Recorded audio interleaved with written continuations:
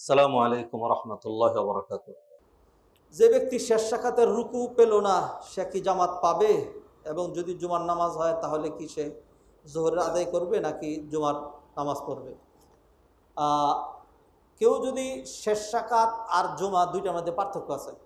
যদি কেউ জোহরের নামাজের শেষ রাকাত না পায়, তাইলে সে যেইটুকুনি পাইছে ওইটুকুন থেকে বাকি সে নামাজটা পুরা করবে, জামাতের সব ইনশাল্লাহ পেয়ে যাবে।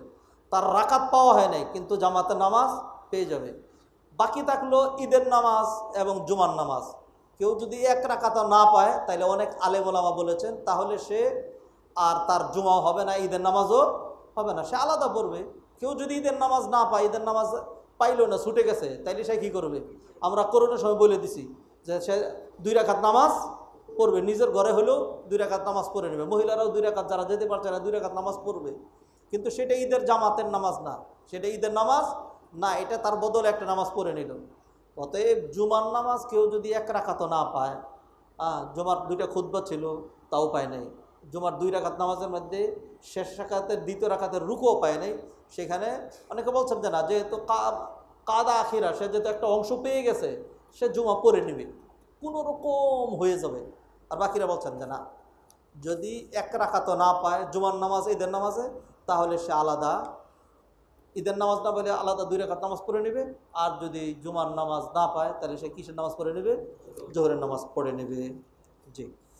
আর 2টা প্রশ্ন আছে। আমি আমার ও আমার পরিবারের জন্য প্রতি মাসে যে টাকা খরচ করি সেটা লিখে রাখি, এজন্য যেন আমি আমার আয় ব্যয়ের হিসাবটা জানতে পারি। এটা শরীয়তের দৃষ্টিকোণ থেকে ভুল করছি কিনা দয়া করে জানাবেন। সব কিছুই লিখে রাখা ভালো। দৈনিক কত হিসাব যাচ্ছে, কত খরচ হচ্ছে, কোনটা হয়ে গেল, হিসাব রাখা ভালো। হিসাব রাখা শরীয়তের সাথে সাংঘর্ষিক নয়, কাজটা ভালো।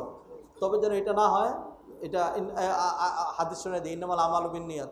যদি এটা হয় লেখা রাখতেছেন, পরিবারের জন্য হ্যার করে দেখাবেন, বাবা তোমার পেছনে আমি এত খরচ করছি, তাইলে কিন্তু ঠিক হবে না।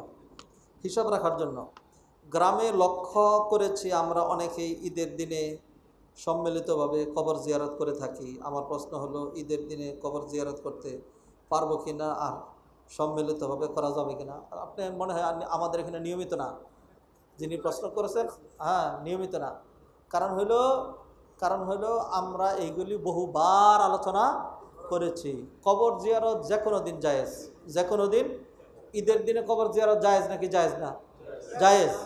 কিন্তু কেউ যদি, এই কথা বহুবার আলোচনা করেছে, শুনবেন ভালো করে, কেউ যদি শুধু ঈদের দিনেই কবর জিয়ারত করে, তাইলে বলছি সেই কবর জিয়ারত করা যাবে না, শুধু এটা করা যাবে না। সুবহানাকাল্লাহুম্মা ওয়া বিহামদিকা আশহাদু আল্লা ইলাহা ইল্লা আনতা আস্তাগফিরুকা ওয়া আতুবু ইলাইক। এক ভাই প্রশ্ন করেছেন, যে আমলগুলোর কথা বলা হলো আজকে জুমায়, এগুলি কবুল হওয়ার জন্য আত্মার পবিত্রতা শর্ত কিনা? তো শুধু এই আমলগুলো নিয়ে কেন প্রশ্ন হবে? আমাদের জুমার নামাজ নিয়েও তো প্রশ্ন। জুমার নামাজ, 5 ওয়াক্ত সালাত, সিয়াম, হজ, যাবতীয় সকল আমল কবুল হওয়ার জন্য মৌলিক কিছু শর্ত আছে, সেই শর্তগুলো ফিল আপ হইতে হবে। 1 নম্বর হলো ইখলাস, আল্লাহর জন্যই। 2 নম্বর নবীজির সুন্নাহ অনুসারে হইতে হবে। এর পাশাপাশি আরও যেই শর্তগুলো আছে, ইনকামটা কী হইতে হবে? হালাল হইতে হবে। হজের সময় আমরা এগুলি নিয়ে লম্বা আলোচনা করেছি, ইনকামটা হালাল হইতে হবে।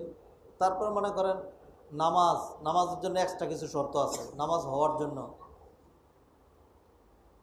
শরীর পাক লাগবে, কাপড় পাক লাগবে, জাগা পাক লাগবে, অজু লাগবে, এগুলি শর্ত না? হজের জন্য এক্সট্রা কিছু শর্ত আছে, এহরাম পরা লাগবে, মক্কায় যাওয়া লাগবে, ঠিক আছে না? প্রতি আমলের জন্য আলাদা আলাদা কিছু শর্ত আছে, আর মৌলিক কিছু শর্ত আছে, সেগুলো লাগবে।